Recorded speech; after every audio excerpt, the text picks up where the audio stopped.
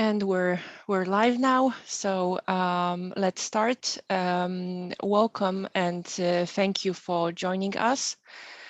This is the second meeting of the Poznań Salesforce Marketer Group this year, one that I've been really looking forward to, as today we will have a chance to take a look at a very exciting and innovative solution, the so-called Postman Journey Builder activity, which allows users to call any external application or service on the fly directly from a journey.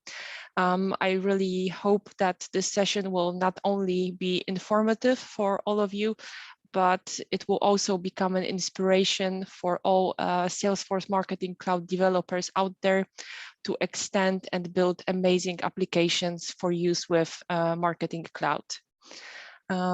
My name is Zuzana. I work as a Salesforce Marketing Cloud architect at Deloitte Digital. I am also a Salesforce MVP and the leader of the Poznań Salesforce Marketer Group. Our guests today are Justin and Edwin. They are the authors of the Postman API activity, and they will walk us through the solution that they have built for Marketing Cloud. Before we jump into the presentation, I wanted to offer you all a chance to win a Salesforce certification voucher. We have multiple vouchers to give away today, and all you need to do is follow this link and sign up using the form. I will also post this link for you in the chat. There will be a lottery at the end, so make sure to stay until the end of the event to find out if you are one of the lucky winners. A little bit of housekeeping. This session will be recorded and the recording will be posted to the events page on the Trailblazer community group's website. At the end of the session, there will be a chance to ask Justin and Edwin questions about their solution. So please post your questions in the chat. You can do it throughout the whole call or ask them directly later on during the Q&A. Last but not least, remember to sign up for the upcoming meetings organized by the Poznań Salesforce Marketer Group in the coming months. In May, we are planning a session about the SSJS library for Marketing Cloud. And in June, there will be a chance to see a demo of Activation Studio and Direct Messenger for Marketing Cloud. So now, without further ado, off to you, Justin and Edwin. Thank you very much, Susanna. Pleasure to be here. First of all, thanks for organizing this event. It means a lot to us as well. And thanks for the great introduction. Let me see if I can start sharing my screen.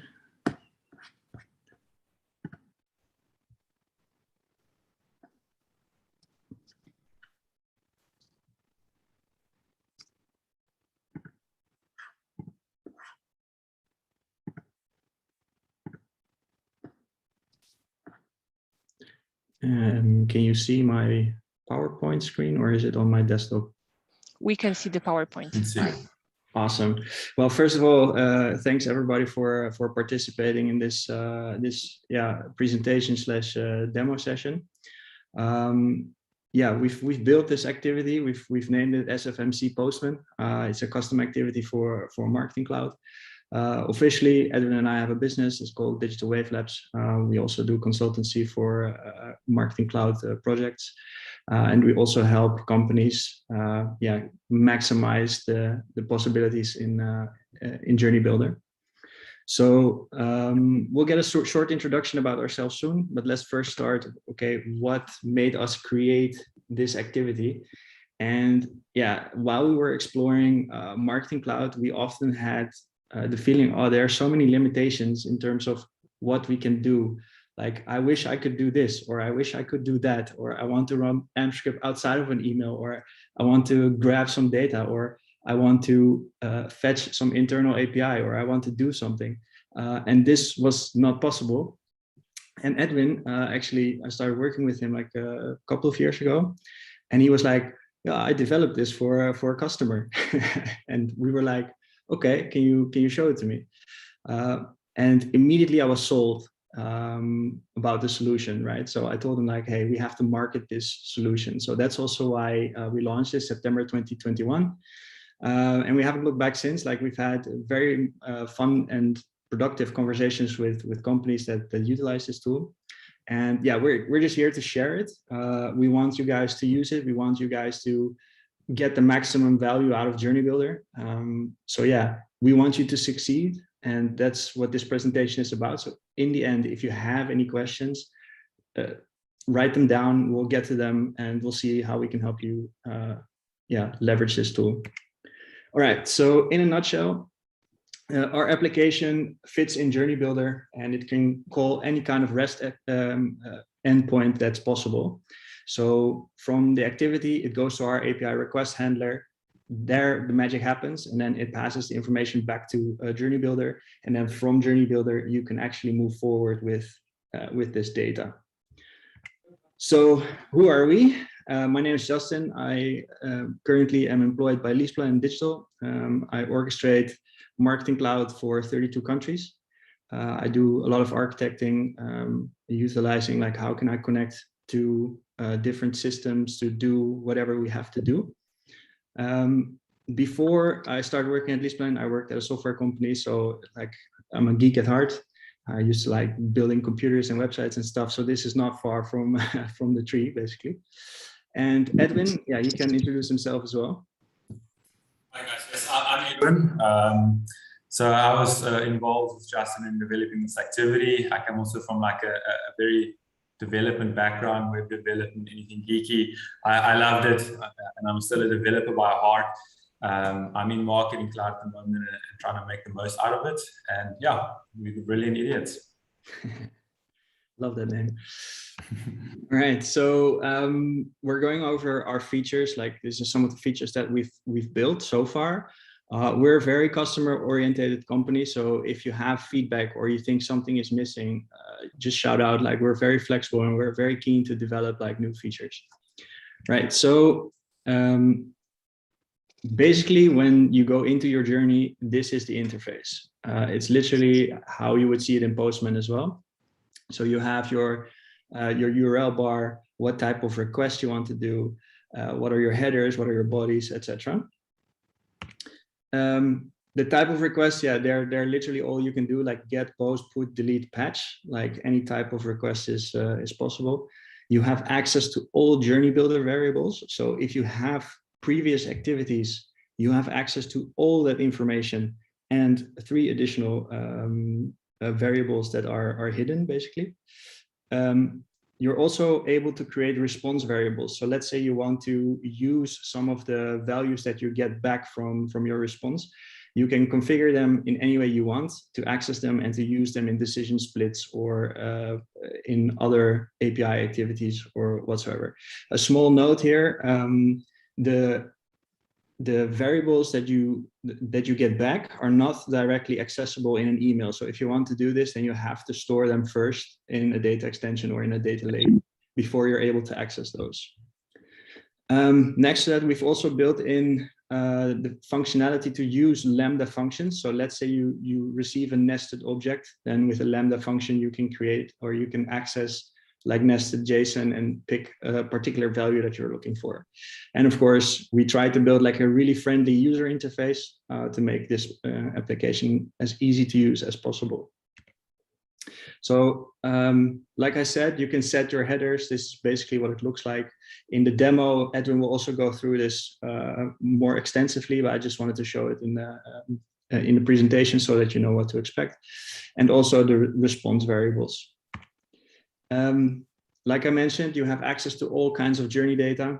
You can literally click on a journey data attribute and it will copy it to your clipboard, and you can literally use it in building your REST JSON. You can also easily filter by searching for attributes. Next to that, we also offer environment variables. So basically on our website, you can actually create multiple environments. So if you want to use this tool for multiple clients, you can actually do this. Or maybe you just want to separate some kind of standard data. You can create environments for anything. There's no limitations. Yeah, and then from the journey, you can basically access these variables. So if you use a lot of standard variables, it's very easy to use. One thing to note, environment data is tied to your personal account, right? So it's not shared across the entire account. So keep that in mind. So if you create a variable, it's only accessible for you and not for your coworkers. Next to that, we also offer the ability to create, store, and load templates. So if you've created like a template that you want to use more frequently, you can give it a name, you can save it, and then once you're in a new journey, you can literally click on the template and all the variables that are attached to it are loaded into the activity. Here, I want to note that templates are shared through the account. So if you create one, they are accessible for your coworkers. This allows for like a rapid prototyping. So you can share and basically do the heavy lifting, and your coworkers benefit from this. Something that's coming soon from our side is also that we want to add the basic REST API templates for Marketing Cloud. So like an auth or kick off a new journey, etc. So that's something that we are working on. All right, so we do have some additional features that are outside of the custom activity. So why just stop at Journey Builder, right? So we do keep track of the journey usage because we are a SaaS platform, so we do a billing based on how much you use. But we also offer like, okay, what's the status of your journey, right? So let's say you have a journey that's not frequently used, then we will give it a degraded warning so that you know like, hey, this activity is not running very frequently. So this gives you an indication of how well your journeys are basically performing. You're able to filter on journey name or on the ID of the journey. It gives you some insight about usage. Next to that, what we also offer is journey logs. And I want to be very clear. We don't want to store your data. We are based in Europe, so we have to comply with the GDPR. But we do notice that when you're trying to create a journey or you want to debug it, it's very handy to know, okay, well, what is the behavior of the activity? Am I getting the right responses back? You know, to minimize the debugging, we allow for debugging in the journey. So we have an option in the interface that allows you to switch between production mode and debug mode. When the debug mode is on, we log the entire API request. So from URL to headers to request body to the response to the error. And we allow you to access this from our website, where you can filter on subscriber key, date range, and on errors. Of course, to mention, we do store metadata. So if you are in production mode, we do store the request. So let's say we do store the journey name, we do store the MID, but we do not store the URL, the headers, or the body. But since we do keep track of, okay, what's your usage, we store this, but it's also limited, right? So I think the time to live for any log record is 30 days. So I just wanted to put that out there so that we don't have any confusion about what do we store and how do we store it. All right, let's go over some use cases. Soon we will also go through the demo, but first I want to just let you know what we use it for and basically what you can expect. So a simple example is sometimes you wish to inject someone from one journey into another, right? So in such examples, we can do a basic auth request and then kick off the entry event, and you can build your REST API the same way as you do with any journey activity trigger. So basically you can utilize all the data in the journey. So you can actually see here that on the first name, email address, and last name, we use the specific data from the journey attributes. So you can literally incorporate those in your body or in your REST interface, and Marketing Cloud will automatically assign the variables to these to this JSON and execute. Another function that we frequently use, at least this is one of my favorite ones, is to run SSJS or AMP script inside of a journey. So basically what you can do with our REST activity is you can actually invoke a code resource from Cloud Pages to execute SSJS or AMP script and give a JSON response in return. And then you can pretty much do whatever you want. So examples for this is triggered send outside of the journey to a different email address, for example, adjust Salesforce record with the connector, or pre-post render data from your journey data extension that needs to be used in the journey, or use a system REST SOAP API to alert on journey errors. So there's a lot of things you can actually do within Marketing Cloud itself. Yeah, next we have third-party push notifications. This is also something that we frequently see. I'm not sure how familiar you guys are with the push notifications from Marketing Cloud, but they are not the most robust. So we've had a lot of questions from prospects and customers like, okay, can we also utilize third-party applications? And yes, for sure, we definitely can. Soon in the demo, Edwin will also show how we do push notifications from the Journey Builder via Firebase. But basically, you can plug it into whatever third-party provider you want, right? So you can even use Twilio or whatever it is that you want to connect with. You can even connect to Slack if you build your own Slack app. All right, so another one that we often see is querying internal systems, right? So sometimes not all systems are connected via Marketing Cloud with the connector, but you want to grab data from an internal system anyway. So if you set up your internal API in such a way that Marketing Cloud can fetch this with the credentials or however you want to set this up, you can also do it via proxy by using a Marketing Cloud code resource if you don't want to expose any additional information.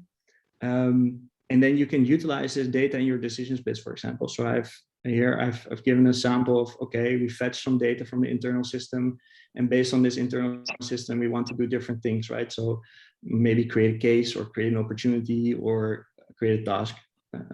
Like be creative, pretty much can do whatever you want. All right, so this is also the point where I would like to hand over the screen to Edwin, and he will run you through a demo. Thanks, Justin. All right, so let me see if I can share my screen.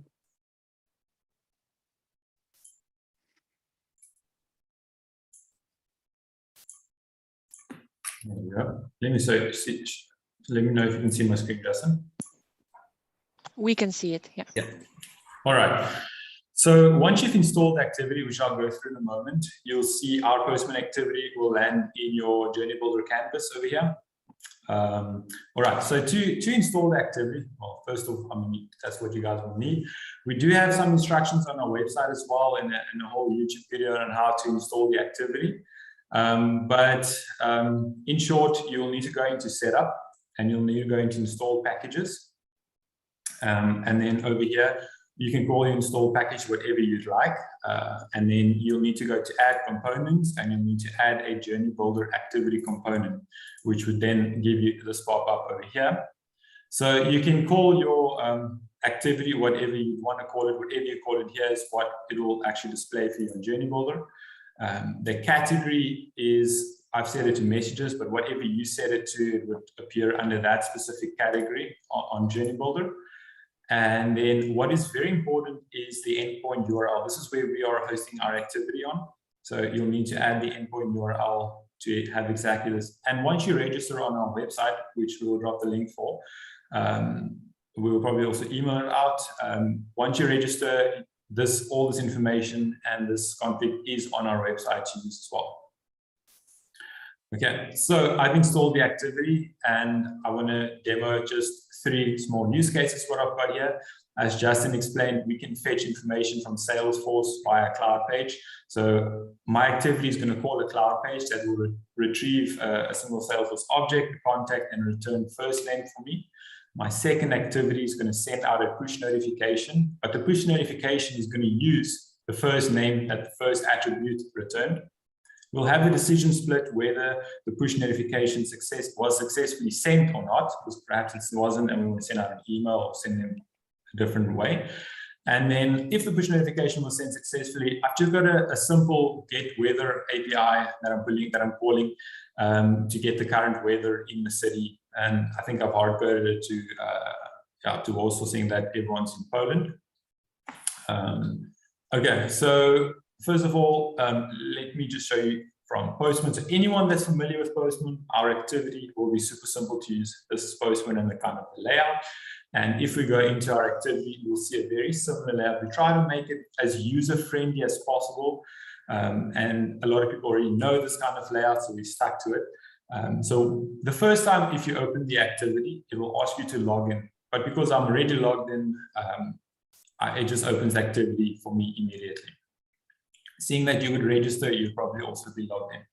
All right, so my very first request calls a cloud page, which I'll show you in a moment. And just to give you some description of what this cloud page actually returns, it simply just returns a JSON string for me of first name and subscriber key. And the way that it does that is by me actually having a GET request to a cloud page where I'm passing through in the URL a parameter and a dynamic value in here. But wait, I think I'm going a little bit ahead of myself. Let me just quickly go over the entire activity. Justin has done it, so I'll go through it a bit faster, seeing that you probably already know. On the left here, we've got our method types. So we've got all the different these are the different method types for REST APIs that we currently support. We've got the headers. So if you want to add authorization or content type as headers, you can do that, or keys, whatever you'd like to do. You can add them. You can just click new row for it. You can have a JSON body in here. We also support different data types, such as form URL coded and form data. And we've got the response variables. So what the response variables, these are the values we want to capture from the API and possibly use it in our journey further on.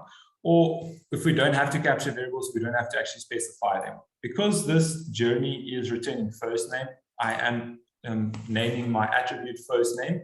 So it would actually be able to map and say, retrieve the first name from me from the JSON object. And then on the right here, we've got journey data attributes, and you can actually search by journey data attributes over here. So I can go on subscriber key, and it will give me the subscriber key over there to use.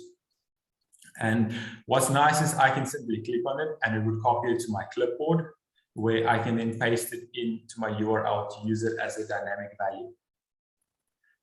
On the right here, we've got environment variables. As Justin explained, this is variables that only apply to yourself. So this is kind of like constant variables that you set on the SFMC-POSTMAN website. And I've created a demo one where I've got my client ID and my client secret if I ever need to do a SFMC REST auth call. So if I click on this, it will copy to my clipboard, and I can paste this to use it as I'd like. At the top right here, we've got debug. So I've got debug mode enabled. That means that we actually are storing your information, and it's very useful while you are building a journey, because then you can see what the data looks like as it flows through the activity. And if any errors occur, are we passing the correct value in the correct formats? As a developer, it's really useful. And if you don't mind activating the journey and keeping it like this in production, you can leave this on. We will store it with obviously with some data retention on it, according to our policy. However, if you do swap it to production, we won't be storing any information. At the top right here, we also provide you, based on our billing model, how many credits you've got available for using the activity. If you do click on it, it will take you through to our SFMC-POSTMAN website, where I will go through in a second a bit later. All right, so I've configured this call to call my cloud page, and all that my cloud page physically, all that it does is from the URL, it grabs the subscriber key and it assigns it to the variable. It retrieves the contact object, the first name field, where the ID is equal to the value that the journey is passing through dynamically with what I've set there as my journey data attribute to be passed through to the cloud page.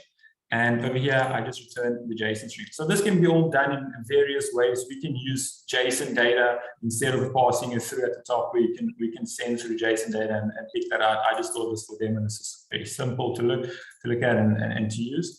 And that's all it is to configure this. And this will retrieve the first name from Salesforce data. So this is live data. It's not worrying about the synchronization objects or any of that. You can also call the Salesforce API directly, the REST API, to retrieve it, but there are complications such as the Salesforce REST API limits. All right, so that's my first activity. I fetched the first name. The second activity will actually send out a push notification. So here I've got it set up in Postman. So if I trigger this, we will immediately see my push notification appearing at the top with this information. So anyone that's familiar with Firebase push notifications, this kind of REST setup would be very similar, familiar, where you've got your authorization key. And I can copy this activity as I've set it up in Postman exactly over to Journey Builder over here, where I've got my base URL and I've got my body. But here you see something interesting, is we actually see a dynamic value in the title, because the first activity is returning James as first name. And from my journey data attributes, I can simply click on the dynamic first name value, and I can paste it into my string over here. So when this push notification is sent out, it will say James order updated. I've got this journey set up as a data extension, as an entry source, and the data extension currently has the FCN key, which is kind of like your mobile number for push notifications on the Firebase side, that it knows how to identify the application on the device to send the push notification to. And this is also a dynamic value based on the contact FCN key. What we've also done is we've added 3 additional journey attributes here for you. It's the definition instance ID, which is kind of like the unique ID of a contact within a journey. If that wanted to be logged in, you can find out the exact instance that they were inside a journey. We've also got get date, which is like a constant date value. I'm getting a bit of some background sound. Yes, apologies, Rajesh. Rajesh, I think you're unmuted. Let me. Yes, thank you. All right, thank you. All right, and then we've got the get contact key, which is the contact key that enters the journey. If the contact key was to be different than the subscriber key, this can be used. All right, at the bottom here, we've got 2 tick boxes. Once these go green, we know we are capturing the MID and the journey ID for analytics purposes. This doesn't affect your activity at all, for in case this is being blocked and this can't be fetched for analytics purposes. And yeah, that's all that there is to it. I've set my content type to application JSON as my header and my authorization. I've set here with my key. And I can also save this as a template if I wanted to save my Firebase push notification as a template for the next person to use Journey Builder. They can simply click on the template and the entire activity will pre-populate with what I have created as a template. And you can make templates completely dynamic from authorization to what's needed. Yeah, and it's to save a new template, you simply can give it a name, you can click save, or you can click on a template and load it in. And that's all that there is to it. What I want to capture from the push notification result is the success attribute and perhaps a multicast attribute if I want to store this within a marketing cloud for reporting purposes. So the success, obviously, if it's 1, it means that it succeeded. So you have to name this exactly the same as what your response is. A success, made it a number, which is the data type. The multicast of set to text, even though this is a number field, it doesn't matter. It will just convert it to text for me. And that's it. So something awesome now is that with this custom activity, the attributes that we've set is that we can use those attributes in Journey Builder and decision splits. Wherever you want to use it, you can use it. So if we go into Journey Data, you will see there's additional 2 that appear under Journey Data. It's our custom activities. It's the get Salesforce first name. So if I click on that, I've actually got access to my first name variable that we retrieved from Salesforce. Or if we want to retrieve whatever data we want to retrieve from Salesforce, we can have access to it real time in our journey. There's also 3 additional attributes that we append to all this custom activity request, which is the postman error, postman request, postman response. So what this allows you to do is, if you want to look if there was an error with your API, or if your response contained a certain value or request, then you can use this as well. Or if you just wanted to save it in Marketing Cloud for reporting purposes, you've got that. So what we can see is we've got the send push one, my custom that I created, and we've got the success attribute here. So I can say if my success is equal to 1, that means that the push notification was actually sent. And we'll take the top path. And then I'm going to go into the 3rd activity, because with this activity, we've got a nested JSON string. and we want to retrieve a value out of further down in the nodes in the JSON payload string, and for that I actually use a lambda expression to accomplish it. All right, so this is my weather API that I call, where I've got Warsaw hard-coded as a city. You can obviously make this dynamic based off your journey data for the city, what the person lives in. You can retrieve the weather information. I've got an API key in here. So if I run this activity, what we see here is we can see the weather information, and the value that I want to retrieve is clear. Now this becomes a bit more complex, because within my response variables, I can't specify main, because main isn't one of my parent attributes. It's actually nested within one of my parent attributes as a child. But this is also an array, so it makes it a little bit more complex as well. And for that reason, we actually need to use a lambda expression to retrieve this exact value of main. And the way we do that is within our response variables, if I hover over code optional, this is where we add our lambda expression, it'll actually give us a description of parent attribute dot return the child attribute, the value that we want to return, and which child attribute value we want to return. So we want to return main, which is part of weather. So it'll be weather dot main, where ID equals 800.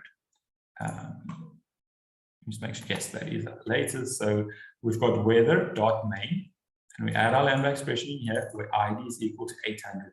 And this will retrieve this exact clear value for me from the expression. And because we are using a lambda expression, we don't have to call our attribute value the exact name as what it is within the JSON string payload. So I can call it whatever. I can call it last weather. And that's how you would use a lambda expression within our tool.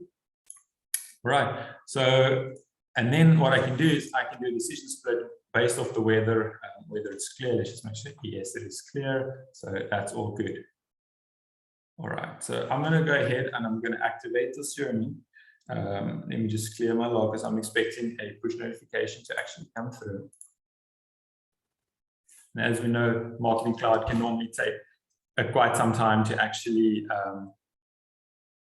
activate and push through data. So I've got one record in my data extension as entry source.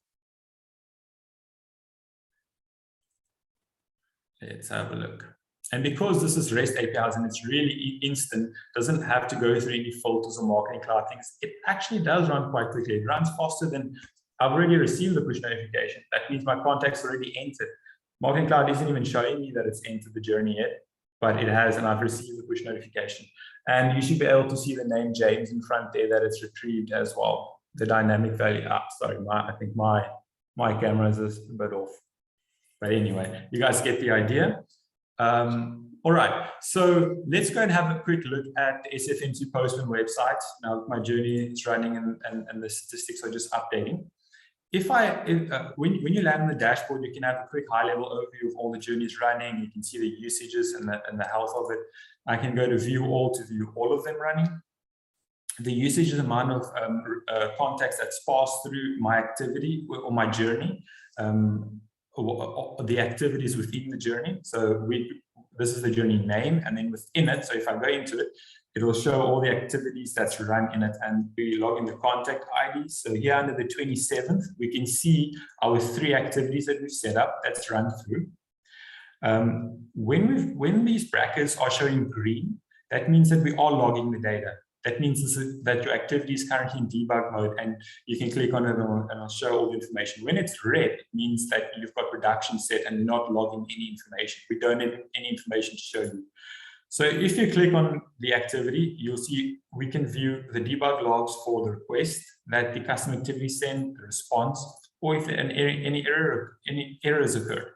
I can also click on these squirrely brackets, and it'll show me the entire custom activity config that we've basically sent to the REST config.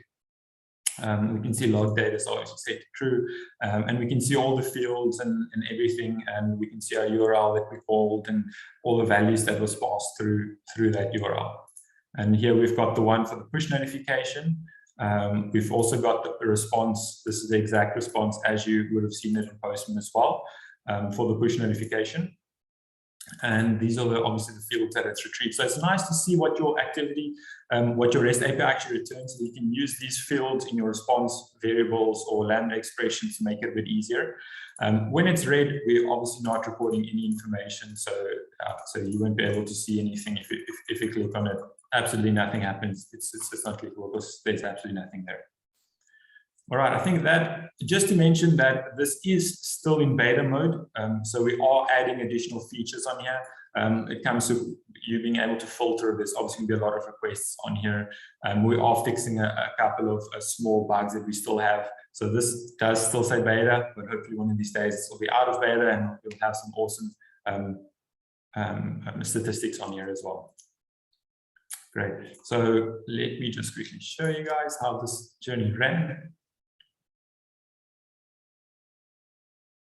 So here you can see we got the first name, send the push notification. The push notification was successful, so it was at status of 1. We got the weather. We had a weather split to see if it was clear, and then we exited. And we can also push them into a different journey here if it was bad weather to notify them if there's a storm coming or any of that. Great, that concludes the demo from my side. I hope you guys found it useful. Over to you, Justin. Yes, thanks, Edwin. Awesome demo, as usual. Thanks. All right, so obligatory from myself to put this in. I'm sorry, but I do want to discuss pricing because on our website, we only show like our basic subscription and our top up, but we do offer custom pricing. Like if you have more than 1 million calls you're going to do per month, reach out to us. Like we're very flexible in terms of what the pricing needs to be. Some terms and conditions will apply, but it's definitely possible. All right, next, the Q&A session. So yeah, bring on all the questions and let's see how far we can get. Yes, so we do have quite a few questions in the chat. Maybe let's go through them one by one. So the first question is by Blair. Blair, do you want to read your question out loud?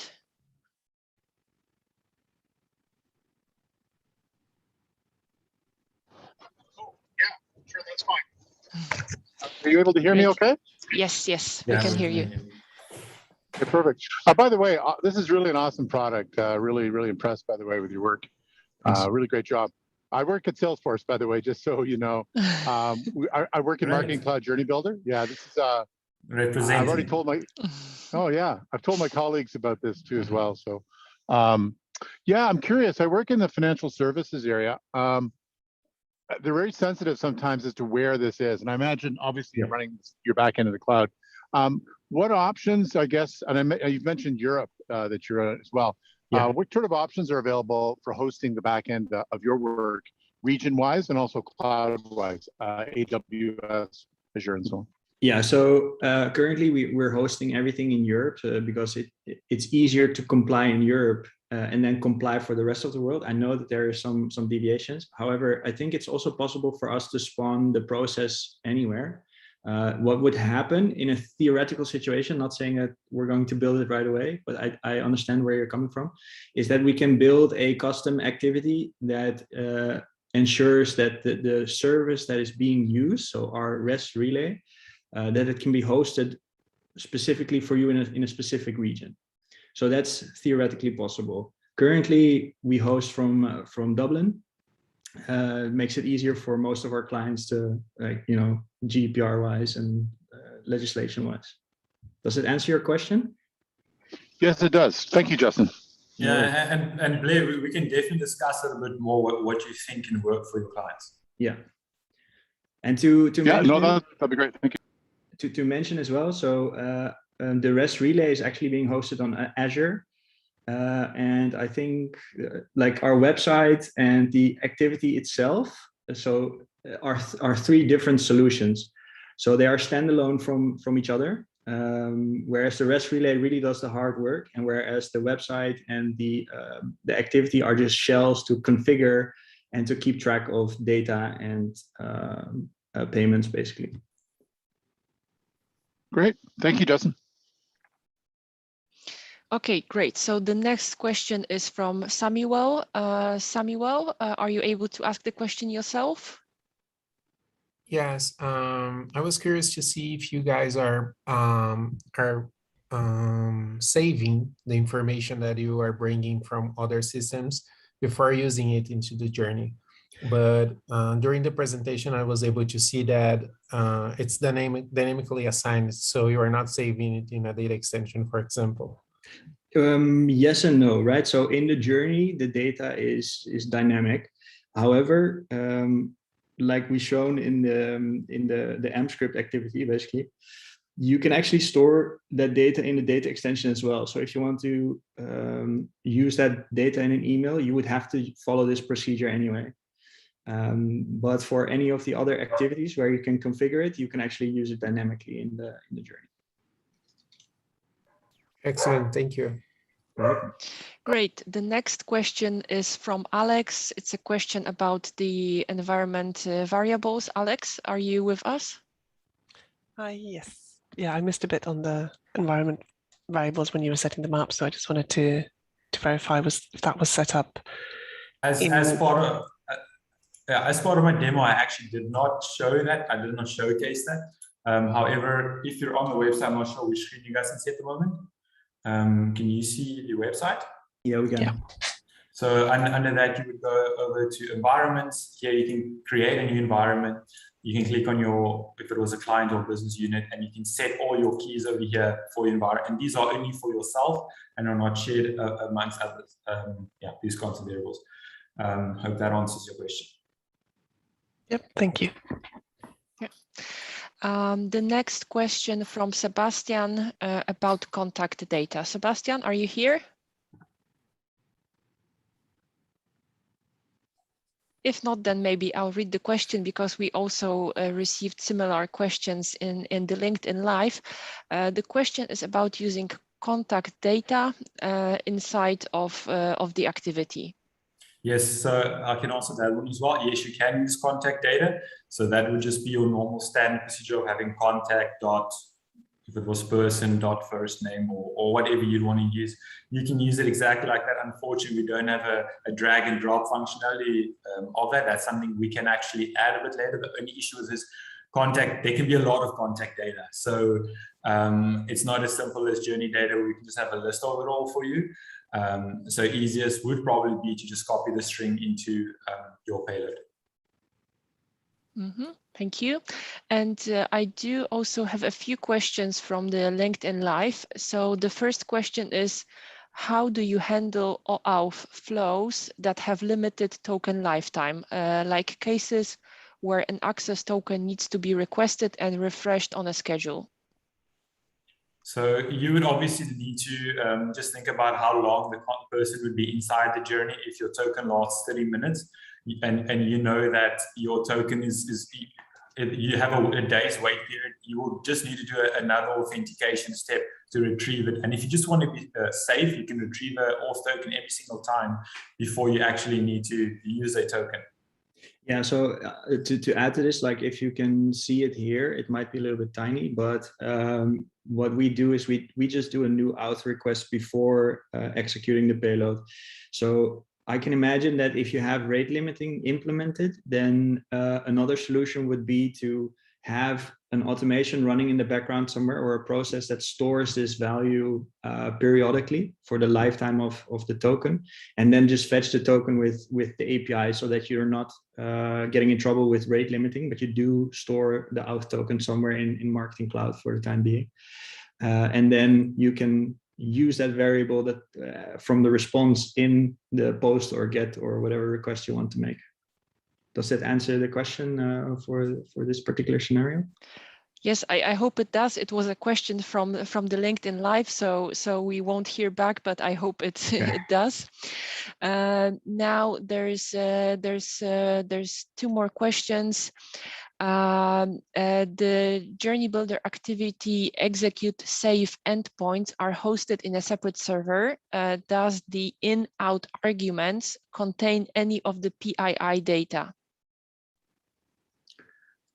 This is a question for Edwin. So we don't store. So yeah. So this is a really technical question, I think. We're not really hitting the any save endpoints or publish endpoints at all. We're doing any validation on the activity currently, and we're not saving any of the PI endpoints. Yeah. So you have to realize that the configurator uses the data that we receive from the journey builder side, right? But we don't store any of this information on our end. So you just configure it.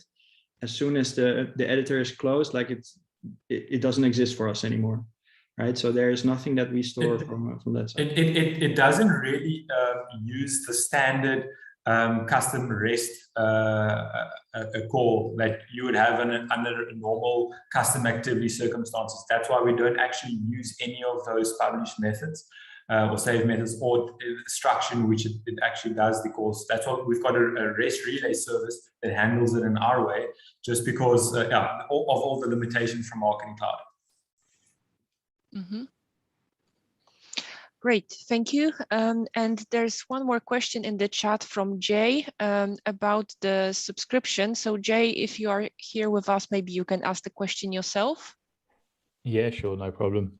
Cheers, guys. Great demo, awesome product. So yeah, my question is, in terms of the subscription, if I were to be a contractor, for example, build a load of journeys for multiple clients, and then one day I wouldn't, but if I did cancel my subscription, how would that impact my previous clients' journeys and setups? Yeah, so if your subscription expires, then the REST relay will stop functioning because we do have a check that checks, okay, do you have a subscription or do you have any credits? If that's not the case, then we throw back an error into the journey. What I would suggest, if you have multiple clients, you can create multiple accounts for them on the website itself, so that they have their own account and they can have their own invoicing done via us. I'm looking into having like this structure where an agency can provide for multiple clients, but it's, yeah, that's a complicated matter in terms of, okay, how are we going to handle the technical side from the REST relay. Does it answer your question a little bit? I know it's probably not the answer you want to hear, but. Sure, yeah, it does. I think it sounds like a work in progress. So yeah, keep my eyes peeled. Thank you. Thank you. And one more. Sorry, Edwin, go ahead. I just wanted to mention quickly on that we can always step in to help migrate them onto their own package. Yeah. Mm-hmm, perfect. And one more question from Alex about the subscription. Alex? Yeah, just on that, is the subscription then also limited to one business unit in Marketing Cloud, or can one subscription handle many? It's so once you log in, it uses your credentials to contact like our service to check who you are. So you can actually use one account for multiple business units. That's totally fine, right? So we're in the process to also add some validation to limit the MIDs, basically, because we're sending the MID data with to validate some data where we can, or where you as an admin are able to cap the REST calls, basically, so that you don't have overlap. But that's future state. Currently, if you're within one org and you want to use it in multiple business units, you definitely can. That's not a problem. Nice. Thanks.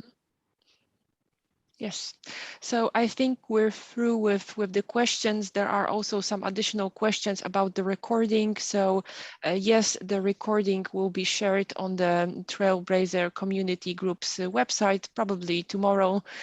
So be on the lookout for that. And now, unless there are any other questions, I would like to thank Justin and Edwin for the call and for the demo. It's truly amazing what you have built, and I really wish you all the best, and it's a really amazing solution. So thank you for joining us today. And now one last thing, the lottery winners. So let me quickly share my screen. I have randomly picked a few names. So here are the winners of today's lottery. I will contact you directly after the call today, and I will give you all the details of your Salesforce certification vouchers. So congratulations to the winners, and thanks to everyone for joining today's call and being on the meeting with us. Yeah, and just a closing note from my side, guys, if you're interested in getting to know more about how we do things or how we can help you succeed, literally send us a message at info@sfmc-postman.com or visit the website and fill out the contact form there. We're very eager to get your feedback as well to make the product better and also to help you just get it started. Yeah. So thank you and have a great afternoon.